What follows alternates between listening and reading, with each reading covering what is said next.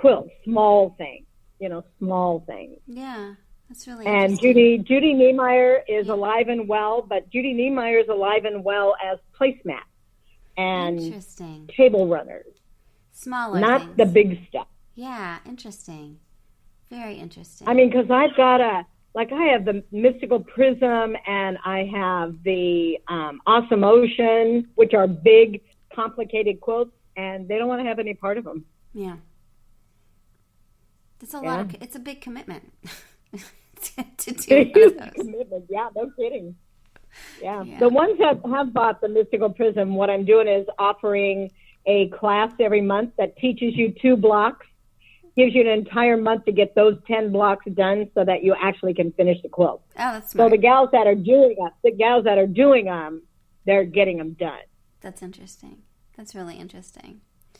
Because I had to figure out a way to get them sold, so I didn't eat it on all that fabric.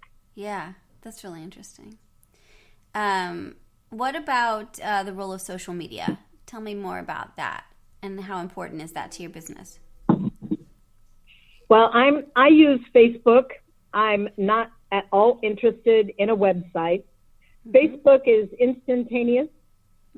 I get responses back right away.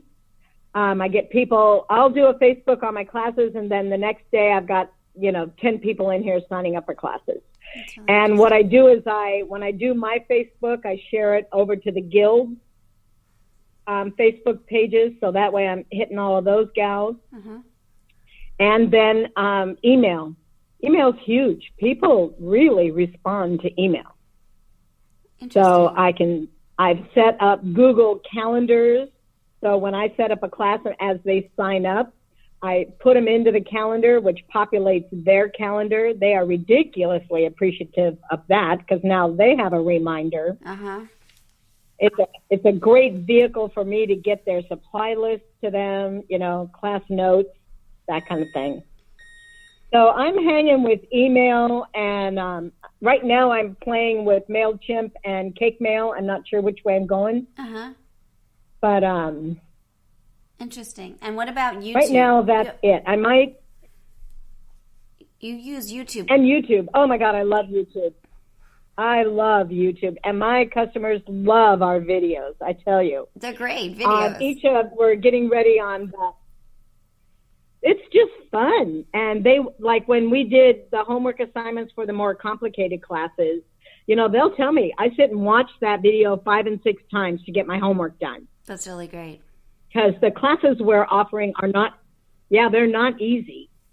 So we get them to do a lot of the work at home, cutting and quilting, and before they come here, because again, we want them to leave with a finished product.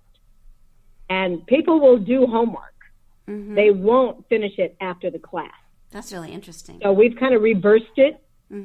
We've reversed it. Get a lot of work done up front, come to class, and go home with a bag. That's amazing. That's super smart. Or whatever we're making. Yeah. That's really smart. Well, it's so much fun. Your YouTube videos really do make you just want to go play and hang out. And I think that's super important, I mean, yeah. It's a lot of fun. And I tell you, when we were at market, we had a blast. I can't tell you how much of that stuff I've sold that I brought home from market because of those, the new tool or the new project. Yeah, so tell me about your... Plus Go ahead, I'm sorry. No, I was just saying most people never even heard of market. Yeah, so tell me about your experiences. They're asking all the time, what else did you see? What else are we getting? Yeah. So what was market like? I'll be honest with you. Yeah. I don't think I'll go back to market again. I just felt like I'd seen all that. I didn't see a whole lot of new. Interesting. More of the tools. I was very interested in the tools, the notions kind of thing. But, I work with Checker and Schenck and Hoffman, and they come to my shop. So they were at the shop, and mostly everything, a lot of what was at market I'd already seen and already ordered. Interesting. It's almost like market was almost too late. if I had waited to order a lot of that stuff other than Christmas, I probably wouldn't I get it too late. Mm-hmm. My problem is my season is the opposite of the rest of the world. Interesting. You know, I have to make sure I have everything here for fall and spring. I've got to already have it. Mm-hmm. Because of the winter visitors. That's where all my money comes from. During the off season, I'm realizing the locals, the clientele here, they're going to make sure I get my rent and my utilities paid. Mm-hmm. So I won't be doing a lot of buying. Mm-hmm. Oh, and that was the biggest shock for me owning a quilt shop, how far in advance you order fabric. Holy cow. How far in advance do you order fabric? Well, I knew I was going to do the shop at the beginning of the year, so I was ordering everything in February that have been receiving over the last couple of months. Amazing.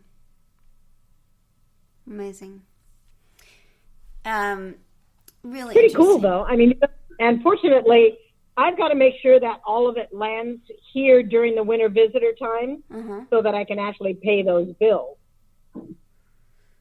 And when you order the fabric, how is the money side of it going? When you order the fabric, are you paying for the fabric, or are you waiting till it comes in, or is it just a... Yeah, you don't get a bill until it's been shipped. And you don't know when it's going to ship. Yeah, and it's all email, boy. You know when everything's coming. They're very, very good about that. But I cannot have anything land here in May, June, July, August. At the end of September, I can start getting fabric because that's when I'll be able to pay for it. That's really interesting. So, yeah. And how much fabric are you ordering when you're ordering from places? Like, how big is the bill coming in on fabric? Is it 10 yards or how many bolts are you ordering? The typical shipment is 5 or 6 bolts. In that neighborhood, the typical bill is anywhere from $500 to $1,000. Interesting. And how does a quilt shop make a profit? Like, what's the strategy for? Because they're all consumable that you always have, except for the classes. You always you have merchandise, so there's that cost no matter what you're doing except for the classes. Well, I guess you have teachers to pay too. So, yeah. And honestly, I haven't been open long enough, but I went into this knowing that I probably would, if I had to put food on the table, I would have never done this. Let's put it that way. Mm-hmm. Because I went into this knowing that I'm probably going to make enough money that I could put away to do a vacation, maybe pay for a cruise for my husband and I. But like I said, I haven't made it through an entire downtime yet. Yeah. But I don't see a profit.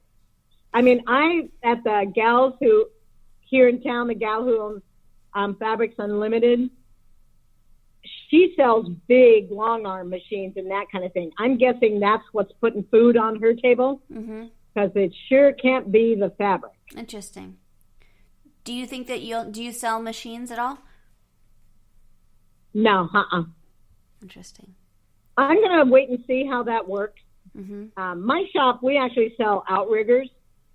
What's that? People love, quilt shops are quilt shops and vacuums, quilt shops and sewing machines, quilt shops and long arms. But this quilt shop, we sell outriggers, which are giant canoes. Really? That's really interesting. Why? Well, we have, oh my gosh, we have a huge paddling community here, and they're all quilters. Really? So they're part of my local. Uh-huh. They're part of my local. And my husband sells the outriggers. Oh, how cool. That's craziness.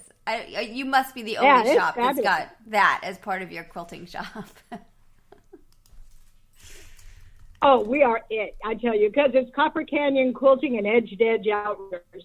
Oh, that's so great. And we purposely named it Edge to Edge. Yeah, we did Edge to Edge outriggers because quilters relate to Edge to Edge. That's so funny. So, and so I know, it's totally bizarre. It's so bizarre. So on the outriggers, are you getting husbands in while wives are quilting as well then? Oh my gosh, yeah. What happens is ladies always bring their husbands, so that's why I have a living room. Uh-huh. But those husbands and their winter visitors, they're always looking for something to do. Uh-huh. I cannot tell you how many outriggers we've sold to the men, and they're paddling now. I mean, we've actually added to our paddling club. And what we do is the last Sunday of every month, we call it a Fun Day Sunday. Uh-huh. And they get to demo the outriggers on that Sunday for free. So we've tapped into a whole new market there. That's really And I great. sell Hawaiian fabric. And Hawaiian fabric. I sell Hawaiian fabric. So why? we get our Hawaiian fabric right from Hawaii. Uh-huh. Well, our paddlers love it. And the winter visitors, they don't have anything Hawaiian back in Michigan. Mm-hmm. So they love it. You're so clever. And then are they something making shirts out of it? What are they making out of the Hawaiian fabric? Oh, they make everything.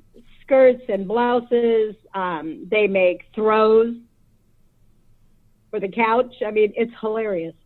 That is so They come cool. up with some great stuff, and they bring it in, and I show it. Yeah. I mean, one gal made a Christmas tree out of Hawaiian fabric. That's craziness. Little Christmas tree wall hanging. That's so great. It is craziness. I love it. Oh, that's really cool. So, Yeah, the other thing that, yeah, go ahead. Sorry. no, just the other hook that I have in here, I make it a huge sense of community. Mm-hmm. I have an entire wall at the cash register that is all about military moms and the VFW, what have you. We have a wall hanging where we put pictures of the kids, the grandkids, the sons, the daughters who are serving Mm-hmm. that are Havesu bound. And then we encourage people to make quilts of valor and wounded warriors. So we donate every time one of those kids comes home. And I do a lot with the Humane Society. They bring all of their scraps in. Lots of ladies bring the scraps. The other ladies take them and make puppy pillows. And then we do heart to heart. And that's where I push a lot of pillowcases for the foster kids in town. That's really nice. So that the And, and the then- shop, go ahead. I'm sorry. Well, then I let the local artists sell in here. Dolls and hand towels and different kinds of things. So people are seeing things that other people are making that live in Havesu. That's really cool. And that way, yeah, it's really fun. It's really fun.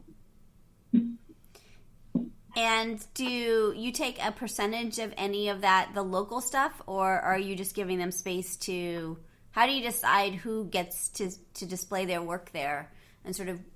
They just have to give me $5 for everything they sell. Oh, okay. That's cool. And that pays my utility bill. That's really clever. You've done so many clever things. Do you just get ideas and any ideas besides the strip club that didn't work? Like, if people are out there listening, they say, well, how do you get your ideas, and are you ever afraid that they aren't going to work? Well, I dream this stuff. I think it's from all day long listening to everybody. I'm a big chatter. I love to chat and at night, but I've always done this my whole life. All of those things start coming together, and I've always had a book at the side of my bed. I wake up and write it all down. Interesting. So I think it's just, and honestly and truly, I pray a lot. I'll be honest. That's huge for me. And how does that help? Pretty big. That's how I think letting it go. I'm big on turning everything over in the night and just saying, you know what, Lord, I just